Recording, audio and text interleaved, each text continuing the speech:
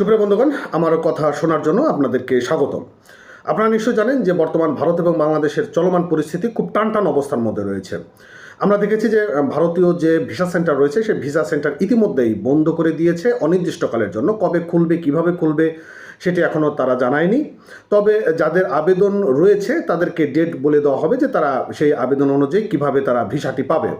পাশাপাশি March to India high commission কর্মসূচি পালন করার উদ্দেশ্যে হাইকমিশনের উদ্দেশ্যে জুলাই স্পিড নামের একটি সংগঠন তারা সেই জায়গাটাতে অবস্থান করছেন এবং সেখানে পুলিশ একটি বড় বাধার দিয়ে দিয়েছে যেন তারা হাইকমিশনের দিকে যেতে না পারে, কারণ সেখানে একটা উদ্ভিদ পরিস্থিতি তৈরি হতে পারে। এতে করে দুই দেশের মধ্যে চলমান পরিস্থিতি আরও সংকটময় অবস্থায় অন্যরকম পরিস্থিতির রূপ ধারণ করতে পারে, এরকমই ধারণা করা হচ্ছে। কিন্তু কেন ভারতের সঙ্গে এরকম হঠাৎ করে আবার দোটানার পরিস্থিতির পিছনে কি কারণ রয়েছে সেটি আজকে আমরা একটু জানার চেষ্টা করব। ভিডিওটি কন্টিনিউ করতে থাকেন, অনেক ইনফরমেশন আজকে আমি আপনাদেরকে দেওয়ার চেষ্টা করব। বন্ধুরা, আপনারা জানেন যে ওসমান হাদিকে প্রকাশ্যদি বালকে ঢাকাতে গুলি করা হয়েছে এবং সে এখন মরণাপন্ন অবস্থা রয়েছে। বাঁচবে কিনা সেটি এখন অনিশ্চিতর মধ্যে রয়েছে।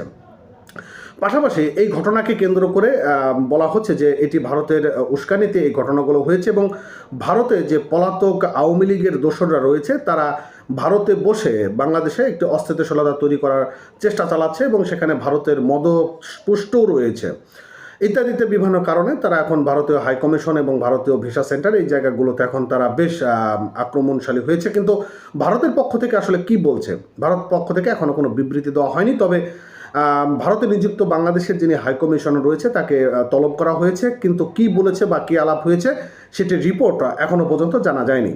তবে পরিস্থিতি এমন একটা অবস্থার মধ্যে দিয়ে চলে যাচ্ছে যে হয়তোবা ভারত বাংলাদেশের পরিস্থিতি আগামী জাতীয় সংসদ নির্বাচন না হওয়া পর্যন্ত এটি ঠিক হওয়ার কোনো সম্ভাবনা নেই এবং ঠিক হলেও সেটি অনেক সময়ের প্রয়োজন হবে, সেটি জাতীয় সংসদ নির্বাচনের পরও।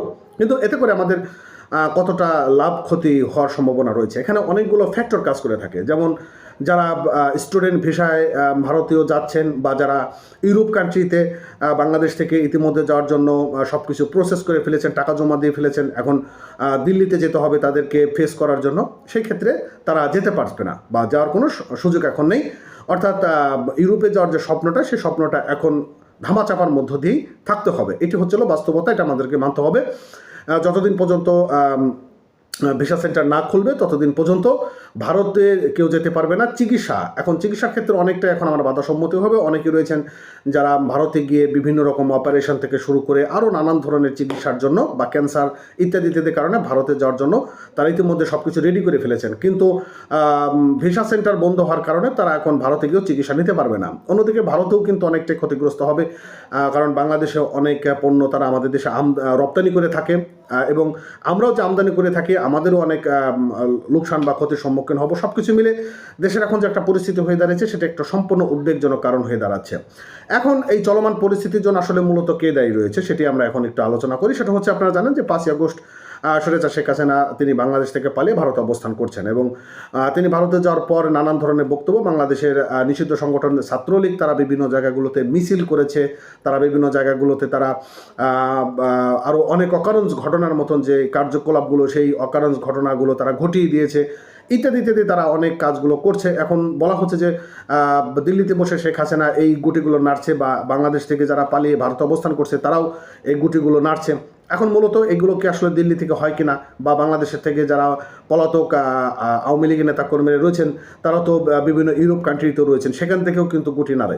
সব কিছু মিলে আমরা যেটা বুঝতে পারি যে ভারত বাংলাদেশের একটি অবস্থান অনেকটাই শোচনীয় হয়ে দাঁড়িয়েছে এবং এটি কোন দিকে যাবে সেটাও আর একটা ব্যাপার রয়েছে। এবং আপনারা জানেন যে হাসনাত আবদুল্লাহ তিনি ভারতের 7 সিস্টারকে দখল করার বা আলাদা করে দেওয়ার জন্য একটা হুঙ্কার দিয়েছেন এবং এই কারণে ভারতীয় যে আনন্দবাজার পত্রিকা রয়েছে সেখান থেকে তারা একটা রিপোর্ট প্রকাশ করেছে যে ভারতের যে উলফা নেতা রয়েছেন সেই উলফা নেতাকে তাহলে হাসনাত আবদুল্লাহর সঙ্গে যোগাযোগ হচ্ছে কিনা বা বাংলাদেশ অবস্থান করছে কিনা সেটি কিন্তু একটা ভারত এখন বড় একটা ইস্যু তৈরি করছে এবং এই ইস্যুটাকে কেন্দ্র করেই বাংলাদেশের পরিস্থিতি আগামী দিনে কিন্তু খুবই নাজুক অবস্থা হবে। তো আমরা চাই যে একটা সমঝোতার ভিত্তিতে বাংলাদেশ এবং ভারতের মধ্যে একটা সুসম্পর্ক বজায় রাখার জন্য, কেননা এতে সাধারণ যে নাগরিক রয়েছে তারা একটা বড় ক্ষতিগ্রস্ত হবে। এটাই হচ্ছে সর্বশেষ অবস্থা। তবে জানি না পরিস্থিতি কোন দিকে যাবে সেটি বলার মতন অবস্থা নেই। সবাই ভালো থাকেন, সুস্থ থাকেন। নতুন হয়ে থাকলে আমাদের চ্যানেলটি সাবস্ক্রাইব করে রাখবেন আর আমাদের এই পেজটি বাংলা ভয়েস অবশ্যই ফলো করে রাখবেন। ধন্যবাদ এতক্ষণ সঙ্গে থাকার জন্য।